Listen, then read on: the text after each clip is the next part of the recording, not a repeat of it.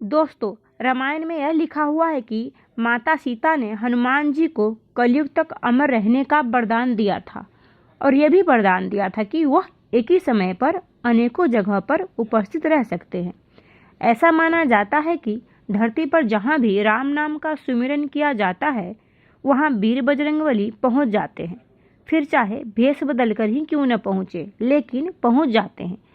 आज हम आपको ऐसे सबूत लेकर आए हैं जिन्हें यह 100% साबित हो जाएगा कि हाँ, हनुमान जी जीवित है और धरती पर ही हैं, कहीं न कहीं विचरण कर रहे हैं। इसके साथ साथ ये भी साबित करेंगे कि हनुमान जी कोई बंदर नहीं है। यह सही ज्ञान की कमी के कारण लोगों ने माना है। इसको बदलना होगा और सभी को अपने धर्म की सही जानकारी देनी होगी। इस वीडियो को एंड तक जरूर देखिए।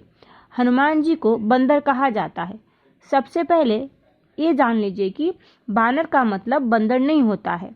बानर का अर्थ होता है वन में विचरण करने वाला, यानी कि जंगल में रहने वाला। वैज्ञानिकों ने भी ऐसी प्रजातियों के बारे में रिसर्च की है जिनकी शारीरिक बनावट बिल्कुल हनुमान जी जैसा ही है, रामायण में दर्शाए गए बानरों के जैसे। वैज्ञानिकों के मुताबिक इस प्रजाति के लोग दक्षिण भारत में और श्रीलंका के जंगलों में रहते थे। अब ये प्रजाति विलुप्त हो चुकी है। बानर कुल के लोगों के पास सुपर पावर होती थी और इनका शरीर एक पहलवान के समान होता था और हनुमान जी का जन्म इसी बानर कुल में हुआ था। हाँ, यह मान सकते हैं कि बानर कुल के लोगों के फेस की बनावट बंदर के समान होती थी, लेकिन वह बंदर नहीं होते थे। अब बात करते हैं हनुमान जी के चिरंजीवी होने के सबूत के बारे में। तो दोस्तों, हनुमान जी का जन्म त्रेता युग में बानर कुल में हुआ था। लंका विजय के बाद श्री राम ने कई वर्षों तक अयोध्या पर राज किया। हनुमान जी की राम भक्ति देखकर माता सीता ने उन्हें अमरता का वरदान दे दिया। धीरे धीरे त्रेता युग की समाप्ति हो गई और भगवान विष्णु के अवतार श्री राम जी अपने बैकुंठ लोक वापस लौट गए, यानी कि श्री राम ने अपना शरीर त्याग दिया। इस बात से हनुमान जी बहुत दुखी हुए और वो भी दक्षिण भारत की ओर निकल गए। उन्होंने निश्चय किया कि वो अब जंगलों में ही रहेंगे। उनकी यात्रा के दौरान वो एक कबीले में कुछ दिनों के लिए रुके थे। इस कबीले के लोगों ने हनुमान जी की बहुत सेवा की।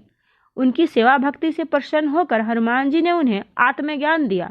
आत्मज्ञान वह दिव्य ज्ञान है जिससे आपको अपने वर्तमान, भविष्य और भूतकाल सबका पता चल जाता है और ये भी पता चल जाता है कि अगले जन्म में आप कहाँ होंगे और पिछले जन्म में आप कहाँ थे।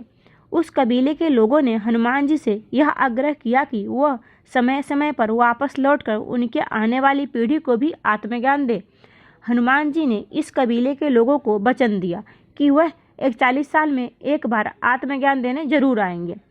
बहुत सालों तक इस कबीले के बारे में किसी को पता नहीं था, लेकिन कुछ सालों पहले विदेशी वैज्ञानिकों ने इस कबीले को ढूंढ निकाला।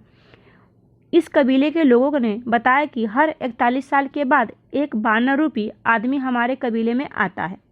उस कबीले के पास से संस्कृत भाषा में लिखे ताम्रपत्र भी मिले हैं। पूरी दुनिया से कटकर रहने के बावजूद भी उस कबीले के लोगों का रहन सहन, संस्कृति और बुद्धि किसी संत से कम नहीं है। कबीले के लोगों ने यह बताया कि वह उनके पूर्वजों को एक मंत्र दिया था और कहा था कि यदि तुम इस मंत्र का जाप करोगे तो मैं रोशनी से भी तेज गति से प्रकट हो जाऊंगा। दोस्तों, त्रेता युग में हुई थी रामायण, उसके बाद आया द्वापर युग जिसमें हुई थी महाभारत। महाभारत ग्रंथ को ध्यान से पढ़ने पर पता चलता है कि हनुमान जी महाभारत के समय में भी थे। महाभारत ग्रंथ में कई बार हनुमान जी का जिक्र किया गया है। द्वापर युग में हनुमान जी ने एक बार अर्जुन का घमंड तोड़ा था और एक बार भीम का भी घमंड तोड़ा था। इन दोनों कहानियों का उल्लेख महाभारत में दर्ज है। महाभारत के युद्ध में श्री कृष्ण के कहने पर हनुमान जी ने इनडायरेक्ट रूप से अर्जुन के रथ पर विराजमान रहकर पूरे युद्ध के दौरान अर्जुन की रक्षा की थी। अगर हनुमान जी अर्जुन की रक्षा नहीं करते तो कर्ण उन्हें कब का मार देता। द्वापर युग के समाप्त होने पर आया कलयुग और इस कलयुग में भी हनुमान जी के जीवित होने का पुख्ता सबूत मिलते हैं। सन 1600 में तुलसीदास जी के समय में हनुमान जी ने उन्हें साक्षात दर्शन दिए थे। उन्हें रामायण लिखने के लिए प्रेरित किया था। तुलसीदास जी एक अज्ञानी मनुष्य थे, फिर उन्होंने रामायण जैसा ग्रंथ कैसे लिखा, यह एक सोचने वाली बात है।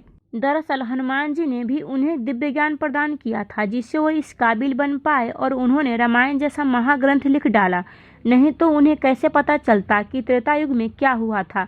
इसी प्रकार से बहुत से संतों ने हनुमान जी के दर्शन का दावा किया है, जैसे सत्य साईं बाबा, स्वामी रामदास, नीम करोली बाबा, राघवेंद्र स्वामी और ऋषि माधवाचार्य। ये सभी संत बहुत ही सिद्ध हैं और इनकी शक्तियाँ देखकर देश विदेश के लोग उनसे प्रभावित हुए हैं। नीम करोली बाबा के फॉलोअर में सबसे बड़े नाम फेसबुक के मालिक मार्क जुगरबर्ग का है। अभी तक तो हो गई महाभारत की बात, अब जरा अमेरिका की बात करते हैं। अमेरिका में लोगों ने बहुत बार मानव रूपी एक विशालकाय जीव को देखा है, जिसे उन्होंने बिग फीट का नाम दिया है। और अमेरिका में माया सभ्यता, जो कि हजारों साल पुरानी है, वो एक मंकी गॉड की पूजा करती है। इस मंकी गॉड की प्रतिमा देखने में एकदम हनुमान जी जैसी ही लगती है। दोस्तों, श्रीलंका में प्रसिद्ध सीता अम्मन मंदिर समुद्र तट के पास ही है। ऐसा माना जाता है कि सीता अम्मन मंदिर ठीक उसी जगह पर बनाया गया है जहां पर पूर्व में अशोक वाटिका थी। इसी स्थान पर रावण ने माता सीता को रखा था। मंदिर के नीचे एक जलधारा नदी है, जिसके किनारों पर भगवान हनुमान के बड़े बड़े पैरों के निशान आज भी मौजूद हैं। यहीं पर भगवान हनुमान ने श्री राम जी की अंगूठी सौंपने के लिए देवी सीता को सौंपने के लिए खड़े हुए थे। दोस्तों, इस वीडियो को पूरा देखने के बाद आपको यकीन हो गया होगा कि हनुमान जी आज भी धरती पर ही हैं और इसी कारण से माना जाता है कि कलयुग में हनुमान जी सबसे ज़्यादा सुनने वाले देवता हैं। अगर सच्ची श्रद्धा से उन्हें पूजा जाए तो वह भक्त की रक्षा करने में क्षण में प्रकट हो जाते हैं और जल्दी से भक्त की रक्षा करते हैं।